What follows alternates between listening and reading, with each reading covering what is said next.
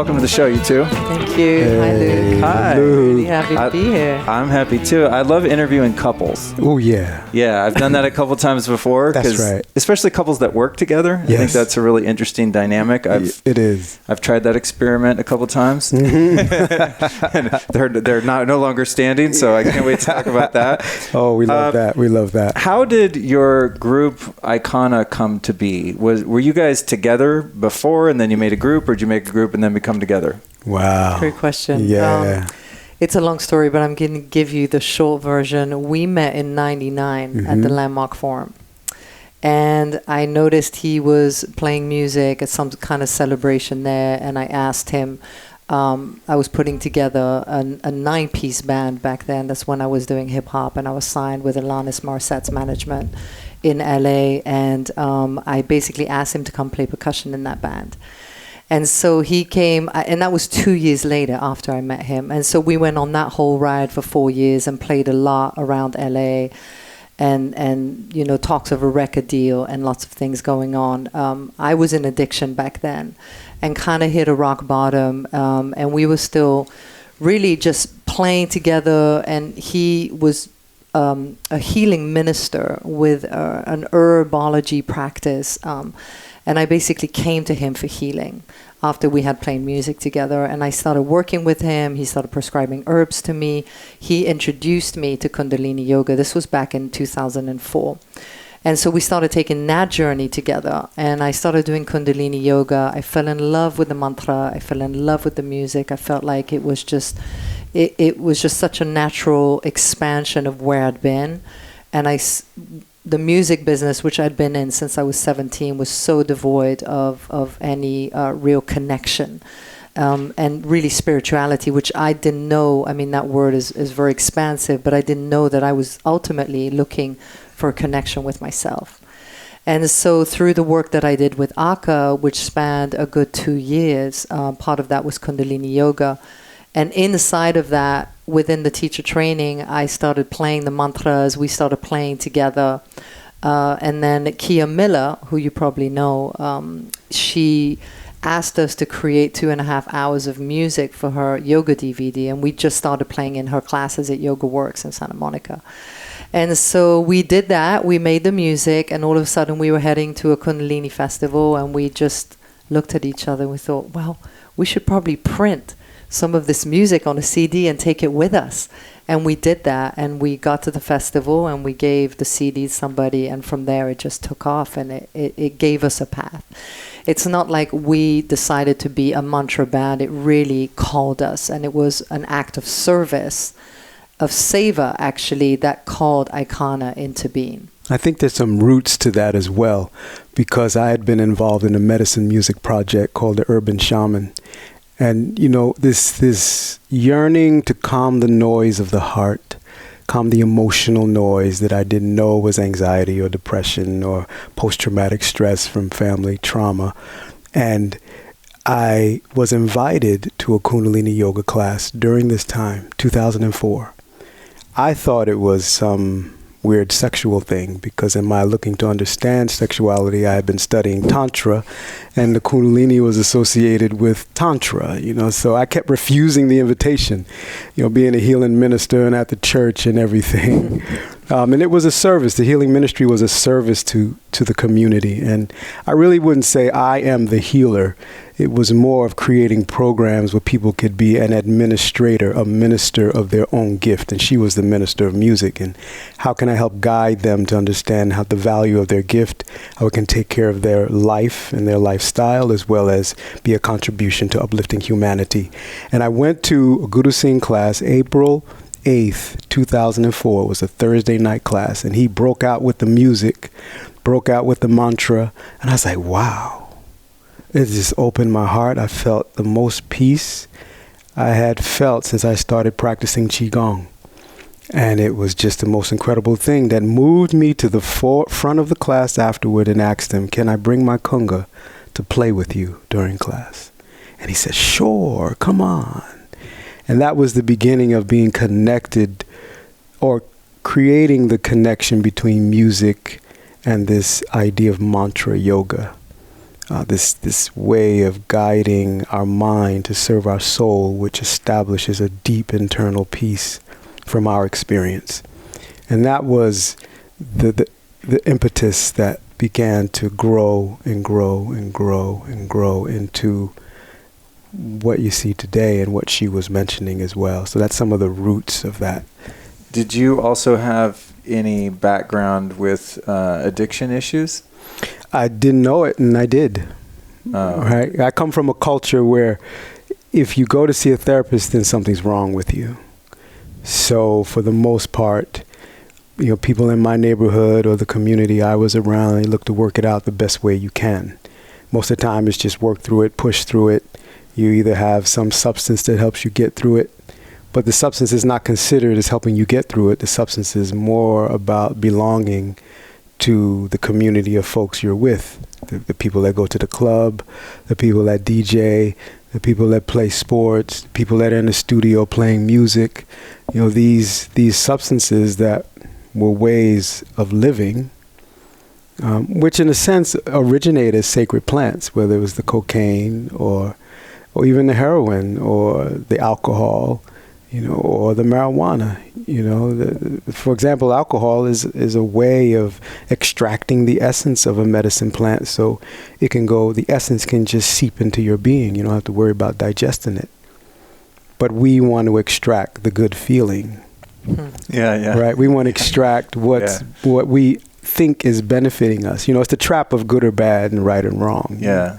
I guess a lot of it, the poison's in the dose and in the intention. Yeah, exactly. I remember when I first quit drinking, which was coming on 23 years ago, I got really into healing and herbalism and all this stuff. And a lot of the good extracts are in ethyl alcohol, your chaga mushroom extract, whatever. Right. And I remember being so paranoid. I used to boil the extracts, and I'd boil like a $50 little bottle down to, a one dropper full and be like, what the hell? Right. And then eventually I'd be like, all right, let me do 2 drops, make sure I don't go off the rails. And then, now I don't even worry about it. But it is interesting, it's not like alcohol's good or bad. It's kind of like, what's the tool being used for?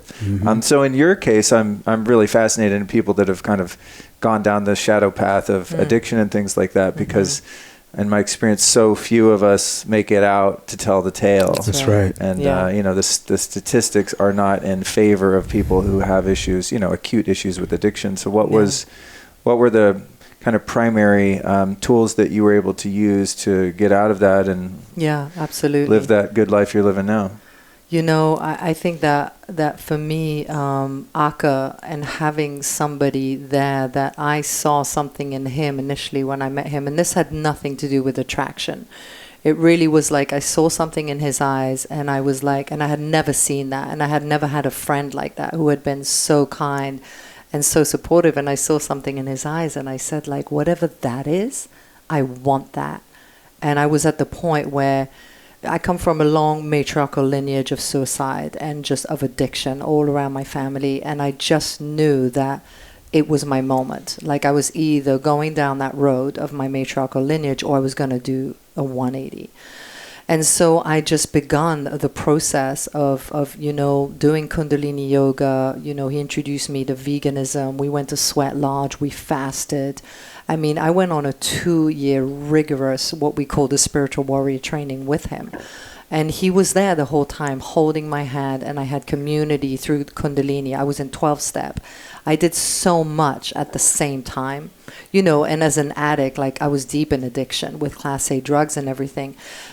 You're an extremist, and growing up in trauma, it's kind of like that's locked into your cells, and I relate, right. There's still something in this healthy, conscious life that I have to pay attention to. Like, when am I the extreme of trying to cleanse or do this or that, and find more of the middle path. But for me, the essential tools were community, was a daily practice, which in Kundalini Yoga we call daily sadhna. And that, and good food, like really good nutrition, prayer, right? Those things, 15 years later, are still the foundations of my conscious and healthy, sober life. I have a daily sadhana, I have community, I pay attention to what I eat, you know, and my prayer is active and exercising and all of that. I think it's really a lifestyle. It's a consciousness. And when you can get out of the consciousness of addiction, and it's really through surrounding yourself with inspirational people who are on the path and who are living that life, then I feel like that there's a real chance, you know, to really come out of addiction. Because I think isolation and disconnection creates addiction. Yeah, absolutely. Yeah. I always contextualize addiction as, at the core of it, is existential loneliness. You know, it's like, I think that's what leads us, many of us at least, into that, you know, is just, there is no connection, there is no safety, you've experienced trauma, there's no way to express it or process it in a healthy way. So it's like, I have my one friend, you know, I remember when I was a kid, like smoking weed, that was my legit best friend. Right. You know, it's like kids have invisible friends. Exactly. My friend was in a little Ziploc baggie. Exactly. You know, and that was like, if I had that, I was safe because I could change my perception of the world instantly. That's right. If I started to find that my perception of the world was uncomfortable, I knew I couldn't change my outer circumstances, but I could change the chemistry of my body and brain to have a different lens. You know, it's like a lens shift. I think that's why so many people who are in addiction love and gravitate towards Kundalini Yoga, because you're activating this frequency of being very elevated naturally through breath, through movement, through pranayama, right? And through the group experience, because it's so much about the group consciousness. And I think that is what you're saying, Luke. There's a line that my wife wrote, isolation brings temptation. Or did I write that? You wrote that. Okay. Unified mind. Yeah. You know, it's all one. But you know, that idea, as I said earlier, I didn't think I was addicted because I didn't grow up in a culture that thought about addiction. It was just... Where did you grow up? Jersey City, New Jersey. Oh, okay. And then at 16, I moved to New York. So you see... I just heard it. I moved to New York. I know. He always has that voice. Right, so you see the junkie on the corner or the local wino, but it never clicks that that's an issue. That's just part of the neighborhood. Mm-hmm. Like, make a right turn at the wino on the corner, and then a left turn at that stop sign with the bullet hole in it. You know, right? It's just part of the fabric of life. But then when you begin to expand and come out of that, the key that I've seen in now going from a spiritual counselor and herbalist to working in specifically addiction and meeting Tommy Rosen in the R2O community, there is a sense of isolation. And here comes something that helps us to feel we belong. It was marijuana for me as well. Anything that disturbed my internal being and made me upset the next day, like sometimes drinking too much liquor or, you know, trying cocaine, it's like anything like that couldn't work. But marijuana, it was the thing that could make everything all right. Make everything all right. And I think it's when we speak of recovery, it's recovering that true self. And that's the essence in Kundalini Yoga and many of the ancient traditions that recognize we are an energy body as well as a physical body. So there's, in a sense, something to reclaim when we recognize there's an energy aspect to us. How can we relate to that? How can we develop a relationship with that? Because that's all the cocaine is dealing with anyway, and the alcohol and the marijuana, if we take those big three, and then all the pharmaceuticals. I talk to clients and say, okay, we think the alcohol is making us feel a certain way. We forget our physiology is organizing these constituents to give us the sensation, right? There's neurotransmitters that are being secreted. I mean, look at heroin. It's just blowing the roof off neurotransmitters. It's so concentrated, right? So the body is like, even marijuana, the euphoria that we have, the endorphins that are being pumped out. And that's why we go to the phase of now we've produced so much energy to create the feeling. And then the next thing, what do? We get the munchies, right? So give me something sweet, right? That's the fastest way to get energy into the system. Give it to me. And then once we get that enough, then what do we want to do next? We want to knock out, go to sleep. So the body has produced so much energy, but we give credit to this outside thing we can relate to, rather than relating to the internal energy system that has infinite resources at its disposal. And that's what Kundalini Yoga, or if people know about Qigong or Tai Chi or other practices out there, that helps us to cultivate a connection to something that gives us a sense that there's an infinite resource that we have available. And that's what switched me off from marijuana, is to want to know that, because I could drop. So I'm making formulas and oils, and this is the time of dispensaries coming online in California. People just bring me a pound bag, Ziploc bags, make me a hit formula, make me a liniment, make something they can rub on their sternum and make them feel better. Like give it some essential oils and let it seep into their sternum. And they got ideas about, they want to be the dispensary with the hit formulas, right? Yeah. This is before CBD and everything like that. But I could drop some in my shake and no one would know. I could put it in my tea and no one would know I'm getting my microdose to help calm the noise inside. But to go to the energetic system that you have already in you, like Yogi Bhajan, who brought Kundalini Yoga to the United States, said, it's our responsibility, and I'm paraphrasing a bit, to feed our soul prana. And prana is that essence of energy that is contained within the breath, that allows us to maintain this consciousness in this spacesuit, as we call it, right? And here we are with this infinite energy at our disposal that can help us to feel anything we need to feel as a solution to what we don't like or what causes us to have isolation. To know that we can have a connection to something is what really shifted my addictive behavior, which I realized was really emotional. I was creating these, and Dr. Joe talks about it, right? These emotional neurochemicals that I create when I'm thinking about the traumas from the past that I had in the womb to 3 years old in my family. And, all of a sudden I'm thinking about something's wrong. And then I'm thinking about, man, why do I feel this way? And then all of a sudden my body is giving me the neurochemicals to help me feel this way.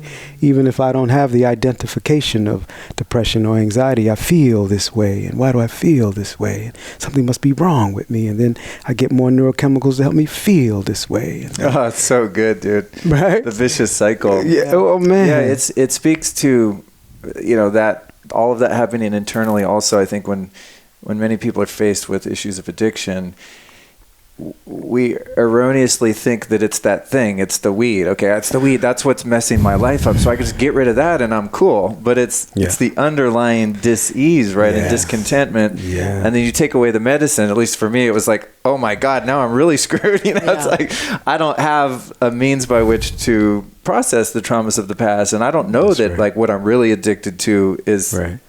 is negativity and those addictive emotions and repetitive thoughts and all of that stuff. And it's I think we're in a great time right now because the kind of business and even medical model of addiction is starting to realize that the outer addiction is a symptom of the disease within us, and there's more tools available now. I think people are really fortunate if they are fortunate to ever get over that first hump.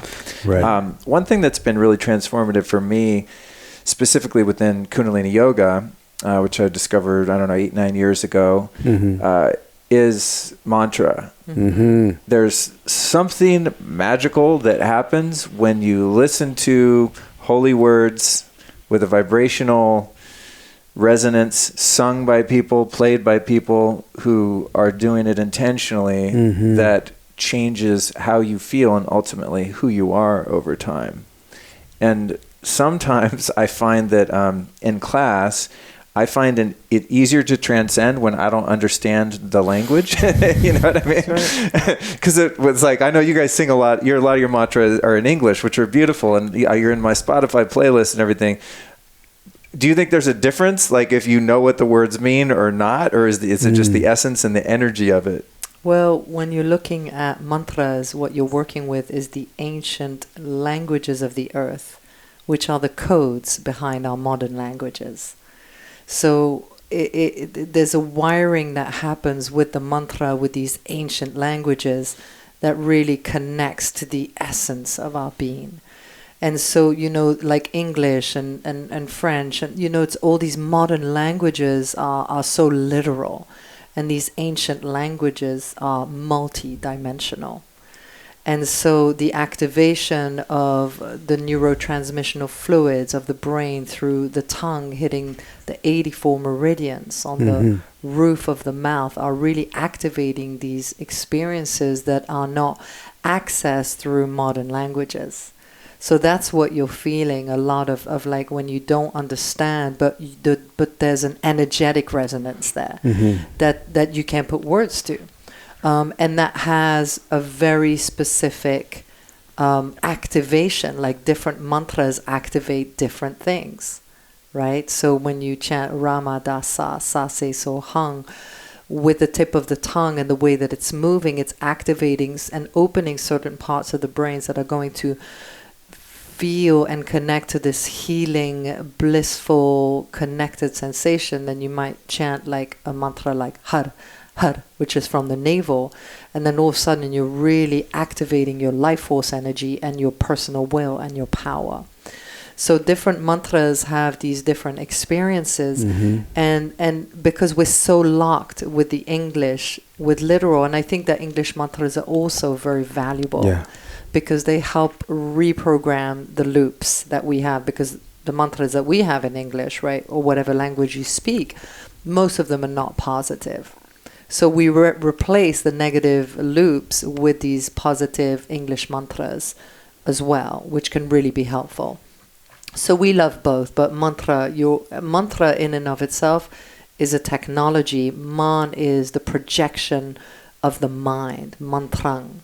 And so it's bringing light to the mind, and how you're projecting light into the mind so that your projection from your being into the outer world is that of light. It's that of connection. And then everything, when you're in the light, you're feeling love, you're feeling connected, you're out of fear, you're out of the darkness, right? So I'm sure Akka has some. Well, I was just going to say, anytime someone engages in a devotional activity, what we call the Bhaktiyoga, that devotional activity of using the voice, there is a transformation that has an opportunity to blossom. In the beginning was the word, right? This vibration that we're engaging. So whether it's English or native language mantra, as you were saying earlier, that intention of utilizing an aspect of the universe, whether it's a physical substance or what was taught to us, the sound, they're living beings. A person could chant the vowels and begin to discover the secrets of the universe. But again, it would be from that devotional place.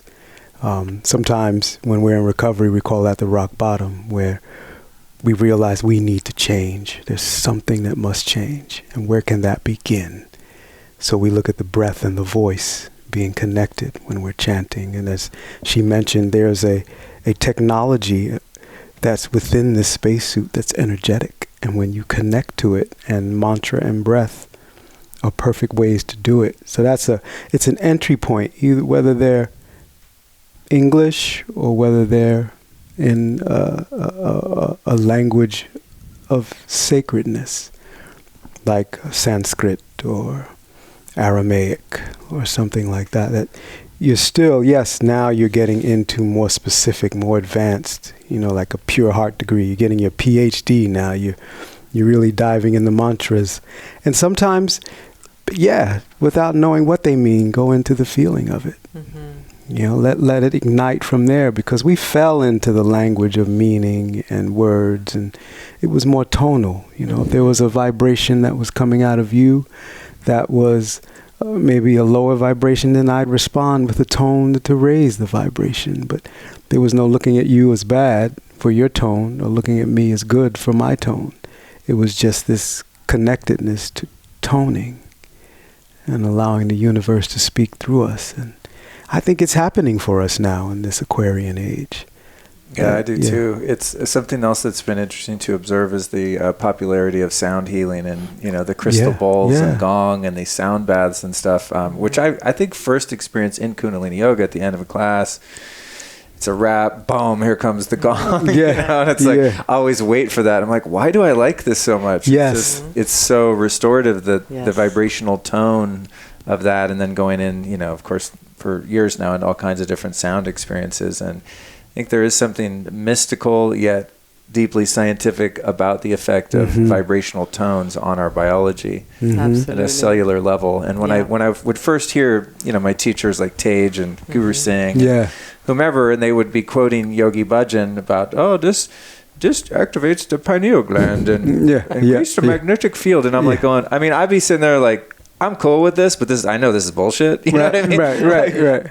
It makes me feel good, so it's like, okay, Yogi Bhajan, say whatever. Right. But now, all these years later, you got people like Joe Dispenza actually explaining the science of it, where you're like, oh, you're sending the synovial fluid up, you know, your spinal cord, and it is going into the center of your brain and activating the pineal gland, as he calls it. Right. And, you know, so now it's like, oh, wow, there is the mystics and the scientists are sort of converging. And that's I think what they say. One of the main ways is looking at the effect of sound and vibration. Yeah, you know, because you know subjectively, wow, I feel really good if I listen to Chopin, and if I listen to Slayer, it's a different feeling.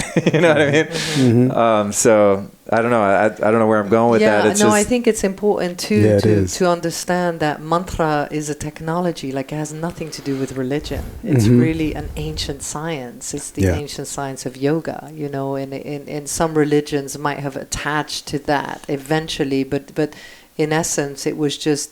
The people, right, the indigenous people, the people of the earth were communicating with the cosmos because, I mean, that's all they had. You know, they moved with the cycles of life and they communicated with the stars and the cosmos, and that's how all these mantras were downloaded. It wasn't, you know, it's a very essence practice, you know, that was created. And I think it's no coincidence that at this time on the planet we have every tradition literally accessible through a hit of a keyboard.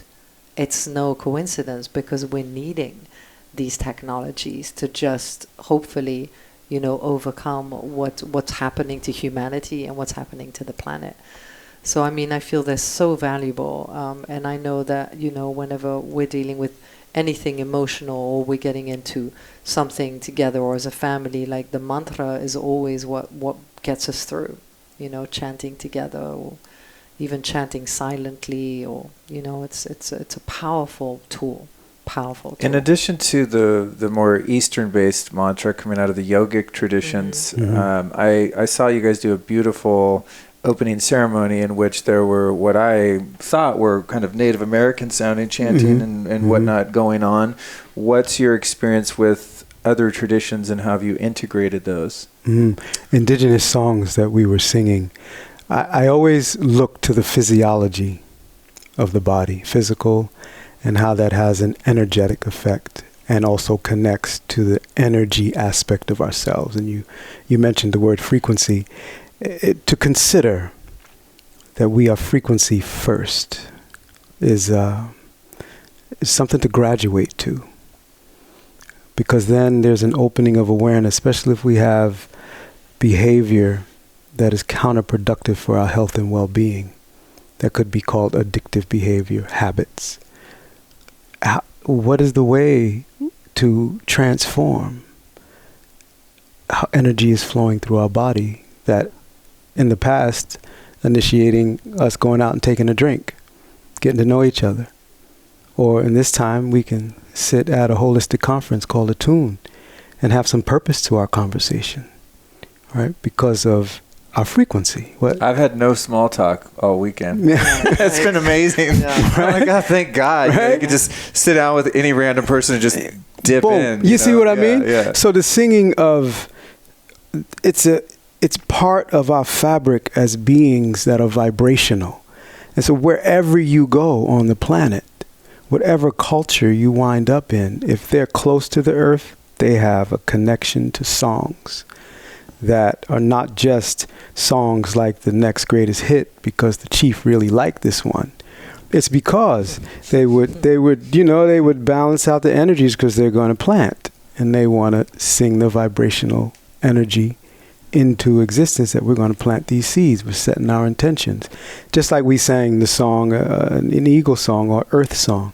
So we sing that earth song so that we touch base with where we get this spacesuit from, where we get everything, these cameras, everything we have came from Mother Earth. So what keeps us from recognizing that as a manufacturer, when we make something that is plastic, especially with our daughter's toys, what's it going to wind up being when that child is not playing with it anymore? Why do we only stretch our thought into making something that is marketing a movie and then let a child or parent buy it, let them play with it? Now, how come we don't think about what happens after that? If the earth gave it to us, right? Dude, every time I walk in like a Target or something, I just see a landfill. It's just all this junk, right? It's because how long does it stay in a child's mind, or even in ours, as far as the sturdiness of it? How long does it stay in its function, right? So the idea of singing these songs is to come to our essence and the truth of who we are, so that we can return to being aware of what is simple. So we sang a Mother Earth song so we can realize where we come from. So when we walk on the earth, we tread lightly, right? We're aware of what we're buying, so we know where it's going to go. Sometimes those little plastic things, because we're in Costa Rica and we're sweeping up the beach, and sometimes those little plastic tags that tack on the price, sometimes I just put them under the sink. I don't even throw them away because I just imagine where they're getting caught in the throat of some animal. Some marine animal, right? Or in the belly of some marine animal. But mostly to your point around the songs, we sang an eagle song. So it is to connect to that essence of us that has the ability to see like an eagle, because we're made of all the energies of the universe from indigenous perspectives, right? So how can we embody that? And here comes the songs. And we're in a ceremony, and we may do it for the closing ceremony, but there's a traveling song, Aykanna, and when you sing it, you feel your body move to create the sound with enthusiasm, because these songs are not whispered. Take way, these are sung so Mother Earth can hear us. No, you guys were bringing it in the opening ceremony. That's why I was like, I want to ask them about what this is. Yeah, and I would just like to relate, Akka, that initially all this came before Kundalini Yoga. Akka's been sitting with this tribe up in close to Ojai, up on the 33 for over 20 years. He introduced me to them. Yeah, Mahuta-san, right? 15 years ago, Mahuta-san, when I started doing healing work with him. And, religiously we go up there, multiple times a year and swear, and we do the bear ceremony. He's not the lead drummer. And, we've been sitting with these people, watching these children grow up on the land and singing these songs. And that's been such a gift, such a gift. Nothing, again, that he sought out or I sought out, or just find Ninja just tried to learn these songs. It was just like it fell into our lives. He was invited, then I was invited. And then all of a sudden, it's like you want to keep going there. And you want to keep showing up, and you want to serve, and you want to be a part of their mission, and you want to understand their ways. And it became another healing path. Like the sweat lodge for me became like a dual path to Kundalini, very, very important for me and my recovery. And these songs, these songs are so, so healing. And we sing them often as a family, and we've been given, I always want to say this, but, by Turtle Hawk, who was the chief who recently passed of that land, or who was the caretaker. He would never call himself a chief, but he really gave us permission to share these songs and sing these songs. And I think anything, any practices that can help us to reconnect to the earthly ways. This is what really our family's mission is about. It's like, let's get back to nature. It doesn't have to be drastic. It doesn't have to be extreme, but let's just connect to these earth songs. Let's connect to how we used to eat and how we take care of ourselves. Let's slow down. Let's put the technologies away. Let's go on walks. Let's be in nature. Let's get barefoot in nature. Just simple little practices and technologies that we can do as a family on the daily to stay more connected. And let's talk about that connection, because you mentioned this isolation earlier, and we were talking about addiction. But imagine I went to this land, and Lauren is Turtle Hawk's oldest son, and all of his children. You know, he has 8 children with Bonnie. And imagine I go there and about 4 of his children, you know, they're still some in diapers and still just walking around, and Lauren's about maybe 6 or 7 years old. Okay. And now here we are today, and Turtle Hawk would always say that, and his daughters so diligent about making sure and supporting their mother, about having this nonprofit, this intertribal preserve to continue, and battling with Ventura County, and you know, all the things that happens in the behind the scenes. You know, we hear the songs and we see, but just the support that was given to Turtle and Bonnie by their family, by their children, right? Turtle Hawk would always say that these ceremonies are for the children. Think about the legacy that we have to pass on so that they know where they belong in their responsibility to being in communication with what the earth needs, and how to share these songs in ways that helps to meet that need. Because I've seen some miracles around healing, but the big thing I wanted to share with you is around legacy and creating connection, because now Lauren has stepped in. It's no easy task. You know, he's stepped into the role of being the leader of the ceremony. And, you know, and he's in his late 30s, mid 30s. And so this is something that Turtle Hawk talked about. So for 20 or so years, and I've watched the Vietnam vets, I've watched those that not just were having addictive problems, but they have served this country, and they're dealing with the issues of serving this country and trying to find solutions the best way they can, which may be viewed as addictive behavior. I've seen them come, and this ceremony means something so dear to them, and to have the guidance of this man so dear to them, right? That they no longer need the substance or the psychiatrist at the VA. And they can live their life as men with dignity and not remember whatever they remember that doesn't allow them to feel complete and whole anymore. You know, whether it's the guilt or shame of what they had done to serve this country, but just this idea of a legacy, and the children get a chance to see that. So in our lives, what are we doing? These songs, these mantras, you know, Yogi Bhajan created a community. It's more about the village of people that gather around these concepts. In a sense, we think they remember something. This brings me to a question in terms of the legacy and passing on and keeping traditions alive. I'll preface it by saying I'm not someone who strives to be politically correct. I strive to be a conscious being, but I think a lot of the sort of fascistic control of our language right now is a slippery slope, so I'll just say that. Mm-hmm. But I am also reverent and respectful of different cultures and traditions. Yes. And there's this idea that I find is often supported by people who aren't even part of a certain culture or race, which is so weird, but where they're sort of fighting against cultural appropriation. Right, where if you're singing Native American songs, or you're doing ceremonies brought from South America or West Africa or wherever, that you're somehow desecrating that by bringing it into Western white culture or something, mm-hmm. right? Mm-hmm. And so there's people that are, you know, pissed off because certain types of ceremonies and artifacts and art and things are being celebrated and shared. Mm-hmm. And I kind of see that perspective, right?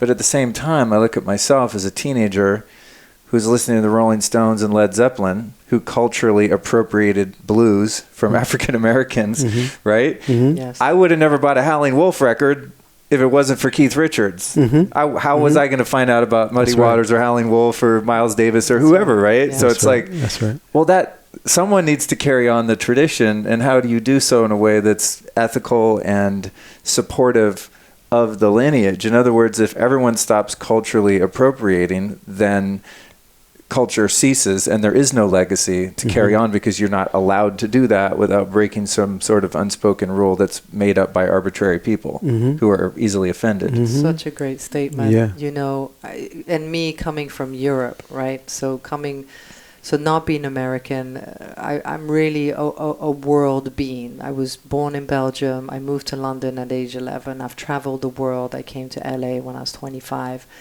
I grew up around black music my whole life. It just was what I was into and where I was drawn. So in London, a very eclectic, raising. My normal friends were African, were Moroccan, were Latino, were West Indian. I came to LA and I felt very segregated, like landing in Santa Monica and feeling like where's my people? So for me, I have such a different lens on that. And I have more of this world embracing view of that, the intention behind what we're doing, right? As an individual, how we're singing those songs, how we're honoring those that came before us, that gave us the permission to sing these songs. How, the mantras, being so solid in our daily practice and so devoted to the practice that it feels like second nature to sing these mantras.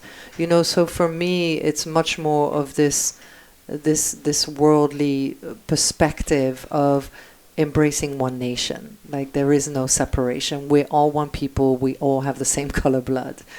So that's where I'm coming from with it. And I think that in America, it's very different. And there's a lot of these kind of issues that get raised up and talked about. And I think it's important to a certain degree. But at the end of it, like, we are just a human being. We are a soul having a human experience. How can we be the best human we can be? And just really let all these separations fall away and be as one people, as one tribe, So that's the vision that I think we hold as a family of consciousness, It's just like there is no separation.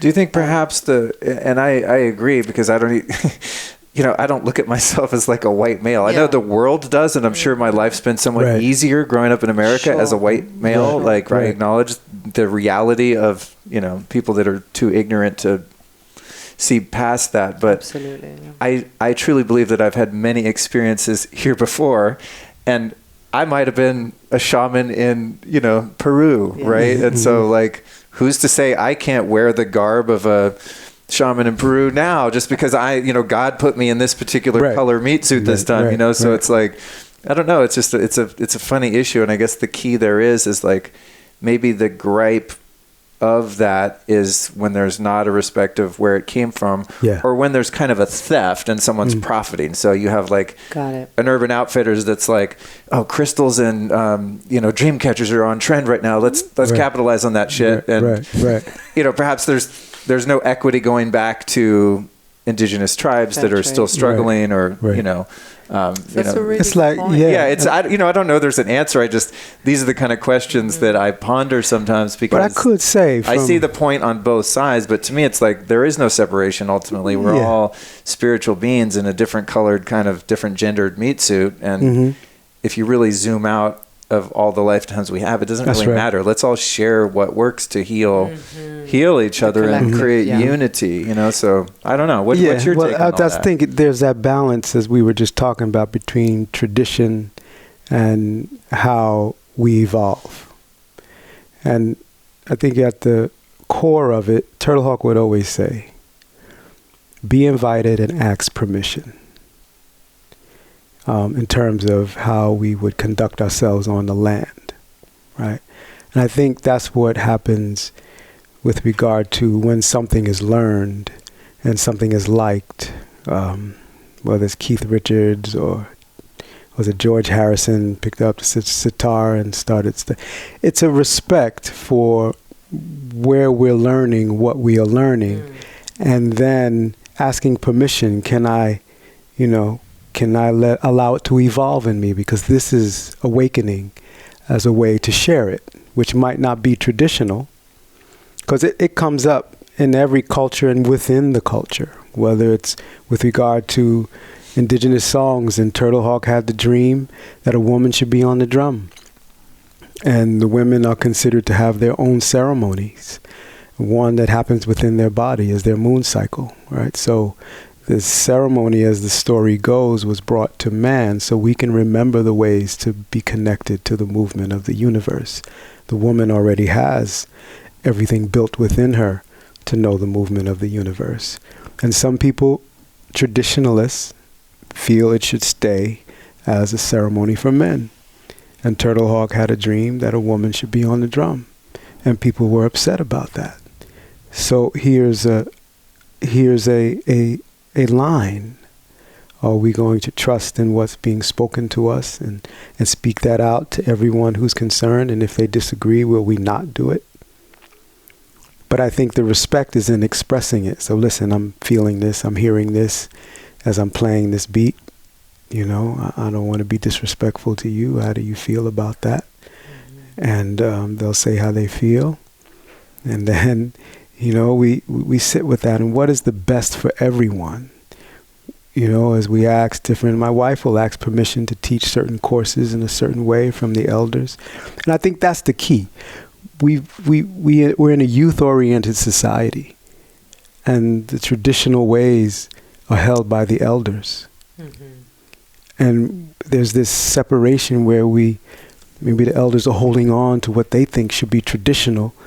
And then the young generation coming up is saying, but it needs to change. And, you know, how can we, right? How can we connect? That's such a good point, Akka. Yeah. Really a good point. Yeah. So about that connection, it's back to that connection once again. What's best for everyone? Yeah. What serves the highest good? Yeah. I guess that's... ask permission, you know, be invited and ask permission. Those two simple things, I feel like they've gotten me really far. Yeah. You know. Yeah, I think really I just, you know, I look at concepts like that, and when I say it's a slippery slope, it's sort of like, you know, if you keep going with all of these confines and rules in terms of who can say what and do what culturally and what's appropriate, I mean, at the end of the day, like, I can't eat spaghetti anymore because I'm robbing from the Italians, you know? It's like, where does it end, you know? Right. So it's a big talk right now in the wellness community. Yeah. Right? It's a big topic, yeah. And I think that, it's good to talk about it, and it's good to bring it out into the open and get the different perspectives. And I think that something like what Akka mentioned, which is what Turtle Hawk gifted us, be invited, ask permission.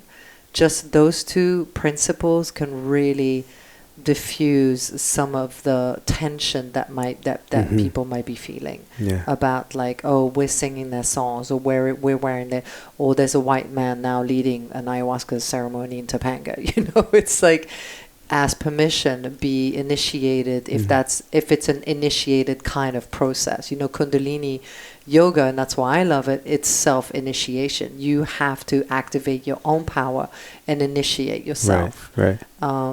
You know, so yeah, but the really good conversation ongoing. Respect. And on that note, I know we're limited on time here because we all want to go see Joe Dispenza. My interviews go 3 hours sommes, you know. Really? So, wow. They go as long as they need to go. Yeah, I've tried to put containers around them, and it's just, I can't stop sometimes. I did want to ask you, though, just in the context of addiction recovery and the work you do with Tommy Rosen and this kind of world, and then the side of shamanic practices and healing traditions that include plant medicines. Is that something you guys have worked with at all? Do you have any desire to? What's your take on consciously exploring, you know, the world of medicines? Yeah, it's an interesting thing. Coming through herbal training and having a consciousness of being in communication with plants. Of course, everyone's journey is their own, right? But for me, and even letting go of marijuana, plants come, and when you look at it, they have the plan planted within them, right? We're in our planet, there's a plan. There's a plan for us. I like that planet. Right? That's some Guru Singh shit right there. Like 5 meanings for every word. You know, it's like, oh, wow, I never looked at it like that. But think about, there's that plan. So plants have that ability to help us discover that plan or remember that plan. I think it's especially today, as the energy field is being more activated, our energy systems are being more activated, our physical body is being more activated, that it's important to realize when we're leaning on something to do something for us, that we have the ability to do. And that's where I see in the addiction rooms, as far as spiritual counseling is concerned, when people are suffering, after I get to know them, they're not stepping, cancel, delete. They are somehow preventing themselves from stepping into their abilities that would be the solution for what they face. And sometimes in this culture of transforming from the outside thing that we do, Piscean age, to the internal being that will initiate the experience, being in the Aquarian age, that I wonder, are we catching remnants of the Piscean age in terms of the plants that help to activate our true being? And we're now graduating deeper into a time of being. So now what is the infinite energy system designed into us that allows us to access that energy? Now, let me tell you what opened my eyes to that. In practicing Qigong, I met a Tibetan master. And what she does is she will chant the mantra into water. And that will be your medicine. So we seek out certain traditional indigenous practices. And it does, it ignites within us what's there. You're catching me in my research now with this question. What about the systems that are in us that the plant is reminding us we have the ability to use? Are we taking an extra step outside of our ability, giving it to the plant to do for us, then experiencing it, and then hopefully recognizing that we have the ability? Or do we gravitate to the communal aspect of that? And it gives us a place to belong with other people that are on that same journey. And then we gain significance by being with other people on the same journey, rather than really focusing on the essence of what's calling us to connect to that plant in the first place. Where are we in our consciousness as far as our journey, and where are we in thinking about connecting to ourselves, that whole connection piece, or isolation? Because we've seen it, the spiritual ego can slip into the isolation, and that isolation mimics itself as belonging to a group. That's with this master.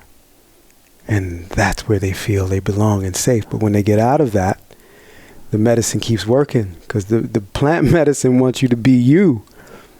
Plant medicine doesn't want you to rely on it, from my experience of being with plants. They're there to ignite in you the awareness of carry on. Yeah. Right? Carry on. In my, not the earlier use of different plants and substances. Right. I had a couple awakenings, like one on LSD, one on mushrooms, that I think informed my worldview to some degree, but it was accidental, whereas my most recent exploration earlier this year in Costa Rica, it was like going in knowing I'm just going to get a glimpse. The veil's going to be lifted, but that's not the real world, that it's like, it's just a chance to kind of be a fish and poke your head above water and go, oh shit, there's sky out here, but you still got to go back underwater and be a fish because you don't know how to fly.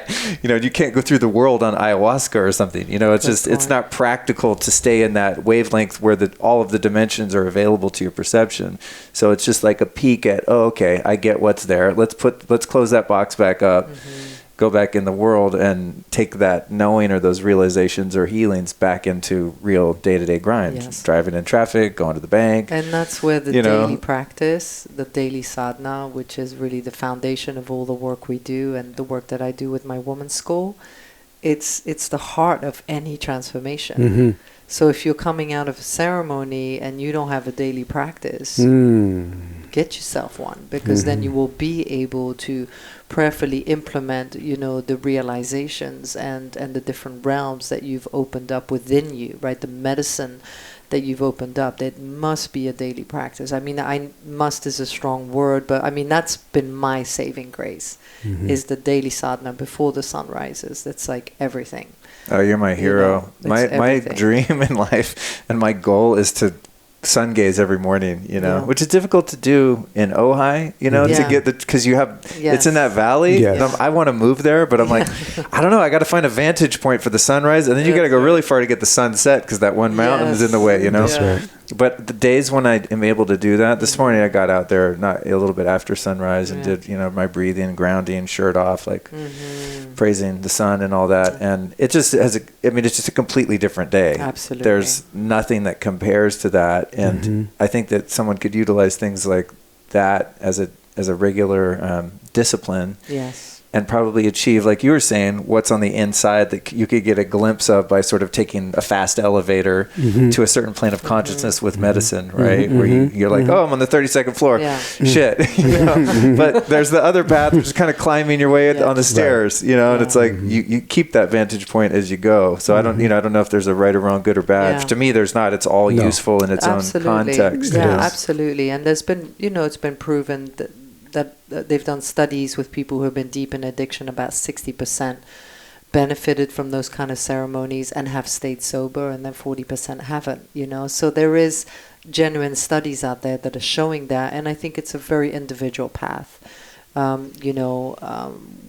path is Kundalini and these native songs and activating the inner pharmacy, and that's been what's working for us and what we're sharing and teaching. The inner pharmacy, I like that. The inner pharmacy. I like that, yeah. Well, we have DMT in there already, We've got everything we need in there. If you can find ways to activate it. Yeah. All right, so we got to get out of here. Real quick, I'm going to give you a lightning question, and that is, and you can each answer and give me three teachers or teachings that have influenced your life and work that the audience might be able to go study up on. We'll go back and forth, one and one. I would say Yogi Bhajan from the Kundalini tradition. And I would say George Washington Carver. Incredible, right? The man who talked to flowers. Interesting. Yeah. He can clear the space and say, hey, dig up under here. And there's a rose bush. No way. And he'll take the soil out, separate it into pigment, then draw paint by hand the rose bush that he saw. Holy crap. So, the idea of having that connection to creation is what he teaches me. Cool. Yeah. I would say the Sufi master Inayat Hazrat Khan, who wrote The Music of Life. That book and those teachings have had a big impact on me. Yeah. Yeah. And The Secret Life of Plants. Again, nature and me, that's my medicine. Yeah. So anything that helps to really... I'm with you on that. Yeah. For me, like all the ancient women, feminine mystics, Mary Magdalena and all those ancient mystics that have really, the feminine, that have really awakened the feminine aspect, the Shakti aspect of what it is to be a woman and to be in the flow and to nurture the earth and nurture ourselves and each other with that feminine touch. That's been a big teacher right now for me. Yeah. Cool. And there's a book called The Prayer of the Cosmos. And that was influential in growing up Baptist and in doing my training in the First Evangelical Church of Christ. It was a book that put the teachings, the essence of the teachings from the Middle East into perspective. And this is from Aramaic, the Lord's Prayer and the Beatitudes, or broken down from a metaphysical, literal, and a cosmic meaning. Because that's how Aramaic should be interpreted. But, Latin or Rome, these languages are literal. So we didn't get our Father which art in heaven. So when I need my Father, how am I going to connect? But in the first line of Aramaic is Abundu Bweshmaya, the great parent of creation that dwells in the center of creation. And that's where Aykanna comes from, that line, the fourth line. Thy will be done on earth as it is in heaven. Nechwe Sivianak Aykanna de Bushmaya Afba'ada, right? So that Aykanna is that just as, it's that link. It's that connection, that pipeline, that connection we're talking about that allows us to experience heaven while we're in earth. That's dope. Yeah. That reminds me a lot of Emmett Fox's work, scientific Christianity. Kind of doing away with all of the metaphor, and just getting down to the essence of what it's actually saying. Because I never grew up in religion or church, but years ago I got into Emmett Fox's stuff, and I was like, this is the Jesus stuff? This is dope. Like, I can do this, this works. You do what it says on this page, your life's better. It's very simple. Exactly. Well, thank you guys. Lastly, where can we find you online? Website, social media, any of that? Yeah. We're at Aykanna.com, Spotify, on Instagram, Facebook, YouTube. Aka has a platform under akajackson.com. Yeah. And I have a woman's empowerment school under shaktyschool.com. Awesome. So there's a few places. Cool. But mostly you'll find us on Instagram. Yeah. Sukhdev, Aykanna. Right. Great. Awesome. And you guys can find all those links in the show notes too. Well, thanks for joining me. Let's get out of here. All right. Okay.